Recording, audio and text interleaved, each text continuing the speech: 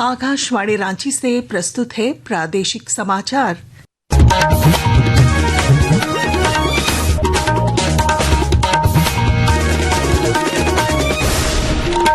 नमस्कार। प्रादेशिक समाचारों के साथ मैं पूनम केरकेट्टा। पहले मुख्य समाचार। मोदी सरकार के 11 साल पूरे होने पर राज्य में कई कार्यक्रमों का आयोजन। पूर्व केंद्रीय मंत्री स्मृति ईरानी आज आएंगी रांची। कांग्रेस झामुमो ने सरकार को हर मोर्चे पर बताया विफल। राज्य के अंगीभूत कॉलेजों में नहीं, सिर्फ +2 विद्यालयों में होगा इंटरमीडिएट पढ़ाई के लिए नामांकन। मुख्यमंत्री के निर्देश पर गठित 3 मंत्रियों की कमेटी ने लिया निर्णय। राज्य भर में आज से 15 अक्टूबर तक बालू खनन पर रोक। नेशनल ग्रीन ट्राइब्यूनल ने जारी किया आदेश। अवैध निकासी पर होगी सख्त कार्रवाई। और दिग्गज भारतीय क्रिकेटर झारखंड के महेंद्र सिंह धोनी आईसीसी के प्रतिष्ठित हॉल ऑफ फेम में शामिल।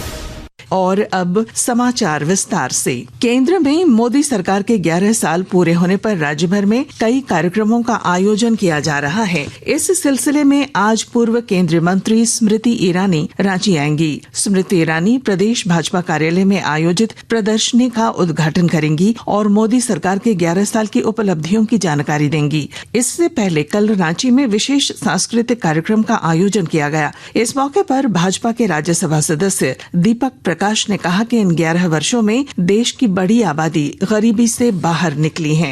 समर्थ भारत, स्वावलंबी भारत, आत्मनिर्भर भारत और जनता के दिलों में बसने वाली सरकार नरेंद्र मोदी जी के नेतृत्व में 11 वर्षों से चल रही है। जो गरीब कल्याण के लिए, मध्यम वर्ग के लिए और सर्व समाज की चिंता करने वाली 25 करोड़ लोगों को गरीबी रेखा से बाहर करने वाला अगर कोई देश का प्रधानमंत्री है तो नरेंद्र मोदी। इस बीच सांसद आदित्य साहू ने कहा कि मोदी सरकार के 11 साल की सफलता पर जून में पूरे महीने कार्यक्रमों का आयोजन किया जाएगा। उन्होंने कहा कि सरकार ने देश के राजनीतिक परिदृश्य को बदलकर एक नया मानदंड स्थापित किया है।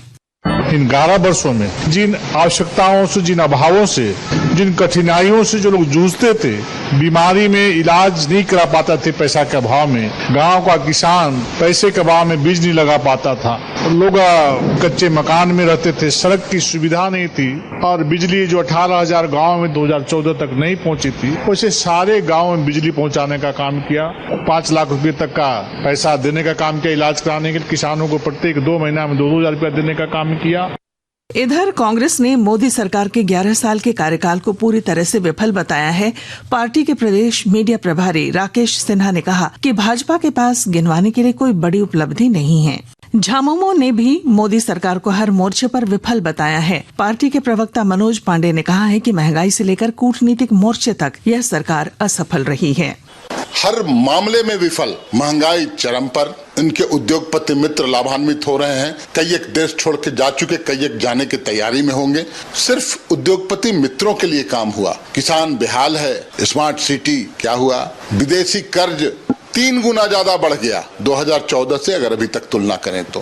प्रति व्यक्ति आय घटते ही जा रही है। हम 149वें पायदान पर हैं।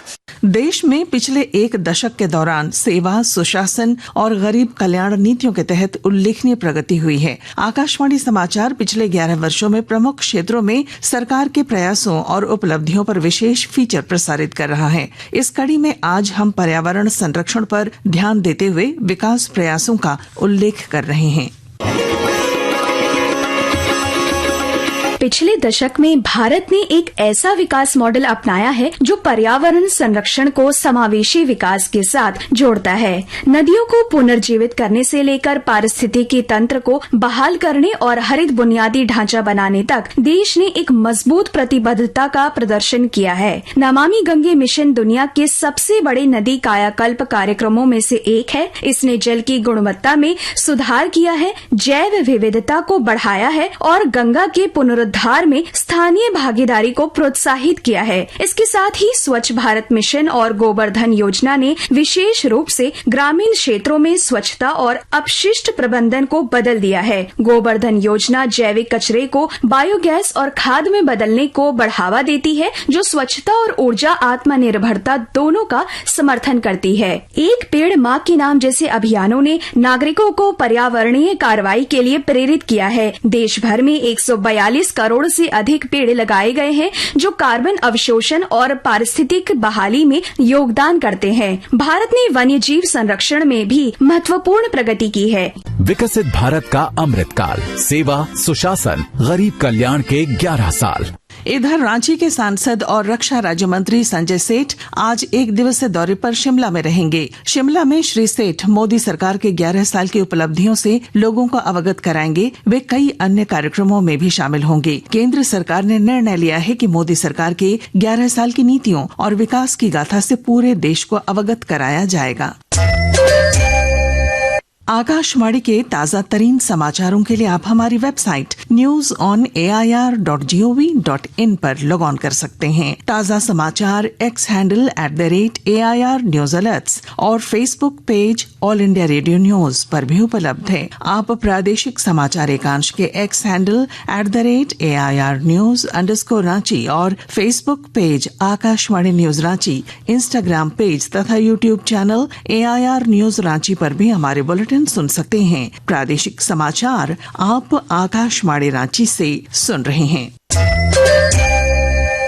राज्य के अंगीभूत डिग्री कॉलेजों में इंटर की पढ़ाई बंद किए जाने के बाद राज्य सरकार विकल्प तलाशने में जुटी है। इस मामले में बनी मंत्रियों की 3 सदस्यीय कमेटी ने विभागीय अधिकारियों के साथ बैठक की। बैठक के बाद ग्रामीण विकास मंत्री दीपिका पांडे ने कहा कि सरकार राज्य के हजारों छात्रों का शैक्षणिक भविष्य सुरक्षित करने के लिए प्रतिबद्ध है। आदरणीय शिक्षा मंत्री जी के नेतृत्व में इस कमेटी का गठन करके जो तत्काल हमारे सामने जो समस्या है उसका निदान करने का प्रयास राज्य सरकार कर रही है। मैं उन बच्चों को भी आश्वस्त करना चाहती हूँ कि उनके भविष्य से किसी तरह का कोई खिलवाड़ नहीं हो रहा। इन कॉलेजों में काम करने वाले लोगों के बारे में भी सरकार चिंतित है। जो प्रयास किए जा रहे हैं ये सुनिश्चित होगा। माननीय मुख्यमंत्री जी जैसा चाहते हैं कि इन बच्चों का वर्ष बर्बाद न हो, वह भी सुनिश्चित होगा। राज्य में सभी नदी घाटों से बालू के उठाव पर रोक लगा दी गई है। यह रोक 15 अक्टूबर तक रहेगी। इस दौरान राज्य के किसी भी नदी घाट से बालू की निकासी नहीं हो सकेगी। अगर इस दौरान अवैध निकासी की गई तो दोषियों पर सख्त कार्रवाई की जाएगी। इस दौरान स्टॉक से बालू की बिक्री की जाएगी। झारखंड राज्य खनिज विकास निगम लिमिटेड JSMDC के पास 50 लाख क्यूबिक फीट बालू स्टॉक है। यहीं से आम लोगों को बालू की आपूर्ति होगी। लोहरदगा जिले में मादक पदार्थों के दुरुपयोग को रोकने और इसके प्रति जागरूकता बढ़ाने के लिए विशेष अभियान चलाया जा रहा है। और जानकारी के साथ हमारे संवाददाता।